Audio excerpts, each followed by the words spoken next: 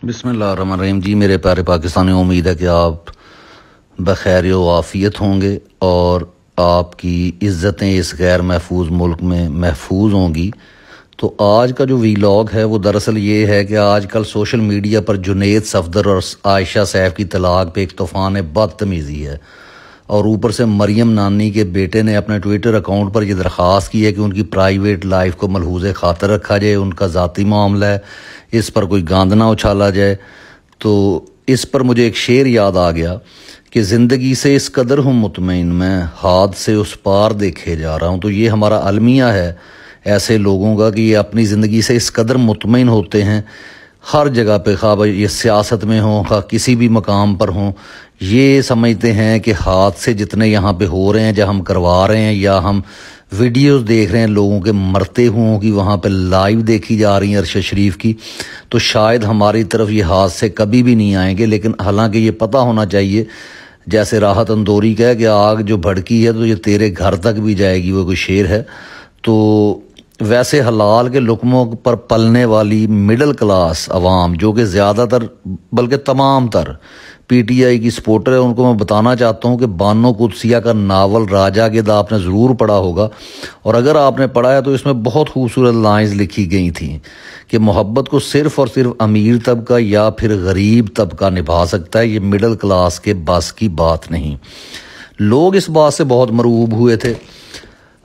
और दहाइयों तक ये जुमला दोहराया जाता रहा, और लोग बल्कि इसको आइडियलाइज़ कर रहे थे कि अच्छा जी अमीर लोग या गरीब लोग इसको निभा सकते हैं। लेकिन दर हकीकत ये बानो कुदसिया का एक बहुत बड़ा तंज था इन दोनों तबकात के ऊपर, क्योंकि इन दोनों तबकात को पंजाबी में कहते हैं ना कि लत्थी चढ़ी दा कोई टेंशन नहीं होती इन्होंने। तो वही बात है कि इनको इस चीज़ से कोई फ़र्क नहीं पड़ता कि लोग इनको क्या कहते हैं। ये सिर्फ मिडिल क्लास तबके के लिए होता है कि वो अपनी इज़्ज़तें संभालते हैं, अपने आप को चाहते हैं कि उनके घरों की इज़्ज़तों की तरफ किसी की आंख ना उठे, उनकी इज़्ज़तें पामाल ना की जाएं, क्योंकि उनके अंदर हलाल के लुक़मे गए हुए होते हैं। और आजकल जो फस्तायत का खेल खेला जा रहा है, जिसमें हमारी इस्टेब्लिशमेंट भी शामिल है, और वो सबसे ज़्यादा टारगेट जो कर रही है वो मिडिल क्लास को कर रही है। और इनको ये चीज़ शायद ये भूल गए हैं कि मिडिल क्लास जो है अपना बदला ज़रूर लेती है, क्योंकि वो इसी इज़्ज़त के लिए तो जीते मरते हैं, वो इसी हलाल की वजह से जीते हैं, हलाल कमाते हैं। और आजकल ज़िंदगी जो तंग हुई है वो सिर्फ इन लोगों पर है जो हलाल कमाना चाहते हैं और अपने बच्चों को भी यही सिखाना चाहते हैं कि हलाल और हराम में तमीज़ की जाए और उसके मुताबिक ज़िंदगी गुजारी जाए। बहरहाल बात हो रही थी, अब इनसे अगर ये पूछा जाए कि जनाब, जो कि बहुत सारे यानी सहाफ़ी, डॉक्टर शहबाज गिल, बहुत से यूट्यूबर जो है जी बात कर रहे हैं कि जी उस वक्त आपकी वो शर्म व हया वो किधर गई थी जब आपने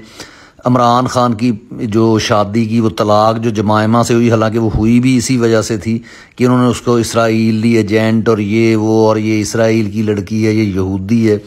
यानी जो कि अपने आप को मुसलमान कहती है और आज तक अपने नाम के साथ खान लगाती है, और एक सही मानों में ख़ानदानी लड़की है। तो इससे पता चलता है कि दीन का ख़ानदान होने के लिए दीन का होना ज़रूरी नहीं है, क्योंकि ख़ानदानी लोग इस्लाम लाने से पहले भी जो है वो ख़ानदानी लोग होते थे और उनके काम जो है ख़ानदानी लोगों वाले होते थे। जबकि नाचने गाने वाले बेगैरत लोग जो हैं वो किसी भी तरीके से आ जाएं, कोई मज़हब इख्तियार कर लें, उनके अंदर से वो जो एक चीपनेस है वो कभी भी नहीं जाती। और जो कि हमें पता है कि नानी की नानी और इसकी जो अपना कह लें कि उसकी वालदा जो थी, ये गाने बजाने का काम करती थी इंडिया में, और इनको इसी नाम से पहचाना जाता था। इनके जनाब वो शरीफ साहब जो इनके दादा हैं वो भी कोई बहुत मुहज़्ज़ब या शरीफ या बहुत ज़्यादा कोई सनतकार या वो बिजनेसमैन नहीं थे, बल्कि एक भट्ठी का लोहे का काम करते थे। और यही चीज़ें जो कि हम कहना नहीं चाहते कि क्या क्या लोगों को प्रोवाइड करते थे, आर्मी को, जर्नल्स को, और उसके बाद जनरल जनानी की किसके ऊपर नज़र पड़ी वो सबको पता है, लेकिन वो नाम कोई नहीं लेता, क्योंकि हम लोग फिर भी उस तबके से ताल्लुक़ रखते हैं जो दूसरों की इज़्ज़तों को कोशिश करते हैं कि पामाल ना किया जाए, उछाला ना जाए।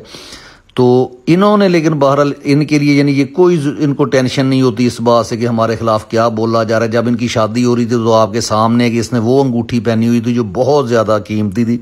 और वो तमाम का तमाम, और जितना खर्च हुआ इस शादी के ऊपर। और मियाँ नवाज शरीफ को अगर आप देखें कि जिस उम्र में वो कभी सुर्ख पैंट पहनी हुई है, कभी कोई पहनी हुई, तो ये मरासियों वाले काम होते हैं और कौन से काम होते हैं। اور ان کو کسی کی عزت کا کوئی لحاظ نہیں ہے۔ اور وہی بات جو بار بار دہرائی جاتی ہے کہ انہوں نے ہی تو اس ملک میں کریکٹر اسیسینیشن کو شروع کیا تھا۔ کس کے کہنے پہ شروع کیا تھا؟ میں تو سمجھتا ہوں کہ اسٹیبلشمنٹ بھی ان کے ساتھ تھی، اور انہوں نے یہی کام کیے رکھے کہ جی ان کی کبھی ننگی تصویریں پھینکی جا رہی ہیں جہازوں کے اوپر سے، کبھی جناب وہ بشرا بی بی کے اوپر جی وہ جادوگر ہے، حالانکہ اس کی اپنی وہ مریم اورنگزیب جو ہے وہ انڈے جب دے رہی ہے وہاں پہ انڈے یعنی خود نہیں دے رہی، جو انڈے اپنے اوپر وہ ہلا کے کیا یعنی ایک شرک والا کام کہ وہ انڈے اور پھر وہ ایک اپنی طرف سے اس کو ایک وہ کیا کہتے ہیں کہ صدقے کے طور پہ دیے جانا، تو شکل سے وہ جادوگر نہیں لگتی ہے، ڈڈو چارجر۔ اور اس کو اگر دیکھا جائے مریم نواز کو، تو یہ وہ لوگ یعنی جو بوڑھی عورت اپنے آپ کو صرف سرجری کروا کے پاکستانیوں کے پیسے سے لوٹا ہوا مال یہ خوبصورت نظر آنا چاہتی ہے کہ پتہ نہیں خوبصورتی کے اوپر لوگ ووٹ دے دیتے ہیں۔ حالانکہ انسانی خوبصورتی جو چہرے پر ہوتی ہے، جو نور ہوتا ہے، وہ اس لیے ہوتا ہے جب آپ حلال کماتے ہیں، حلال کھاتے ہیں، آپ سچ بولتے ہیں۔ جو اس کی مثال عمران خان کے طور پہ ہمارے سامنے ہے کہ وہ شخص جو ہے وہ حق سچ کے ساتھ کھڑا ہے اور ہمیشہ اس نے حق سچ بات کی ہے، ہمیشہ جو ہے گو اس سے جوانی میں غلطیاں بھی ہوئی ہوں گی جس کو یہ بھلانا نہیں چاہتے، اور اپنی غلطیاں ان کو گراج بھی بھول جاتا ہے ان کو جناب وہ صفدر صاحب کو، اور ان میں یہ بھی بھول جاتا ہے کہ ان کا پہلا بچہ تھا وہ حلال کا تھا یا حرام کا، بلکہ تو سارے ہی حرام کے اگر آپ کہہ لیں، کیونکہ جب حرام مال ان کے اندر جاتا ہے، حرام مال کے ساتھ ان کو پالا جاتا ہے، تو نواز شریف کے بچے کون سے حلال کے بچے ہیں؟ اگر حلال کی جو اولاد ہوتی ہے وہ اپنے ماں کے مرنے پہ آتی ہے، خواہ انہیں پابند و سلاسل کر دیا جائے۔ اسی طرح ہسبینڈ بھی اپنی بیوی کے لیے آتا ہے، خواہ اسے پورے جو ہے سسٹم سے لڑنا پڑ جائے، پوری ریاست سے لڑنا پڑ جائے، لیکن لوگ اس کے لیے نکلتے ہیں، آتے ہیں۔ اور یہی چیز ہے کہ یہ پولیس والے جو گھروں میں داخل ہو رہے ہیں، ان کے کہنے پہ داخل ہو رہے ہیں، انہوں نے کوئی فرق نہیں رکھا کہ یہ قائد اعظم کی بہو ہیں، یہ فلاں علامہ اقبال کی بہو ہیں، یہ کس کی بہو ہیں، یہ پڑھی لکھی عورتیں ہیں، یہ ڈاکٹر ہیں راشد یاسمین ہیں، یہ جناب جو ہے صنم جاوید ہیں، بہت ایک اچھے خاندان سے، جبکہ آپ ایک گھٹیا خاندان سے تعلق رکھنے کے باوجود، اور گھٹیا ہمارے وہ لوگ ہیں جو ان کو پروٹیکٹ کرتے ہیں، جو ان کے ساتھ ساتھ ہوتے ہیں، لیکن اللہ کی لاٹھی بڑی بے آواز ہے۔ اور یہ وہ چیز ہے کہ اب ان کو منتیں کرنی پڑ رہی ہیں، اور یہ اگر دیکھا جائے تو اس میں بھی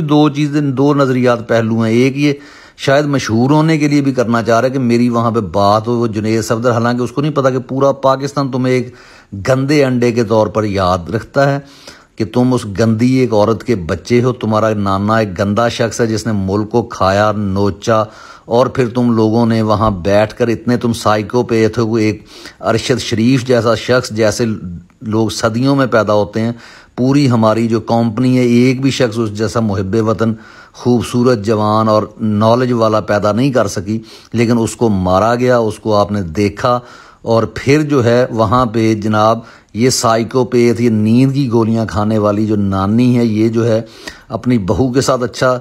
سلوک کرے گی؟ یہ کیسے ہو سکتا ہے کہ جس کا ڈیلی بیسس پہ لڑائی جھگڑا اپنے والد تک کچھ یہ نہیں چھوڑتی؟ اور میں تو یہاں تک کہنا چاہتا ہوں کہ نواز شریف صاحب اگر نہ آئیں تو اپنے لیے بہتر کریں گے، ادروائز میں بار بار کہہ چکا ہوں کہ خدا نہ خواستہ ایسا نہ ہو کہ اقتدار کی ہوس میں اس عورت نے، جس نے اپنے باپ کی عزت کا اس وقت خیال نہیں رکھا تھا جب صفدر کے ساتھ یہ گراج میں ملتی تھی، اس کو اس کا ڈرائیور رکھا گیا تھا، لیکن وہ اس کے ساتھ جناب کیا کر رہے، رنگ لڑیاں منا رہی تھی، اور آخر کار پھر ان کی شادی کر دی۔ تو ایسی شادی سے اور حرام کے جب لقمے اندر گئے ہوں تو ایسی اولاد ہی پیدا ہوتی ہے جو جنید صفدر جیسی اور دوسرے ہیں۔ اللہ تعالیٰ سب کی اولادوں کو بہتر بنائے، لیکن کیسے ہو سکتا ہے کہ آپ حرام کے لقمے کھلائیں اور یہ آپ سوچیں کہ ان میں سے محمد بن قاسم پیدا ہوں گے یا ان میں سے بڑے بڑے مجاہدین پیدا ہوں گے؟ ایسا نہیں ہو سکتا۔ حرام کا لقمہ جس کے پیٹ میں جاتا ہے وہ ایسے بے غیرت لوگ پیدا ہوتے ہیں، جیسی مریم نواز ہے، جیسے وہ صفدر ہے، جیسے نواز شریف ہے، شہباز شریف ہے، حمزہ شریف ہے، وہ سلمان شریف ہے، اور اس کے دو وہ گونگلو جیسے بیٹے ہیں، ان کا نام بھی نہیں پتہ۔ تو انہوں نے جو ایون فیلڈ میں وہاں پہ جو گھر بنائے ہوئے ہیں، یعنی ان کا اٹھنا بیٹھنا پھرنا چلنا تمام کا تمام حرام کے اوپر ہے، اور پھر یہ کہتے ہیں کہ ان کی زندگی، ان کی پرائیویسی کو ملحوظ خاطر رکھا جائے۔ تو کیا آپ اس وقت بھول گئے کہ خان کو آپ نے جتنا اس کے خلاف کریکٹر اسیسینیشن کی، اور وہ پھر وہ ایک ایسا خاندانی بندہ کہ اس نے آپ پر کوئی اس کے خلاف ایکشن نہیں لیا، کوئی آپ لوگوں کو برا بھلا نہیں کہا. یہ ہوتی ہے خاندان کی تربیت جو اچھی مائیں کرتی ہیں. شوکت خانم جیسی مائیں جو ہیں جن کے نام پر پھر ان کے بیٹے ہسپتال بناتے ہیں. امید ہے آپ کو پروگرام اچھا لگا ہوگا. کمنٹ کرنا نہ بھولیں.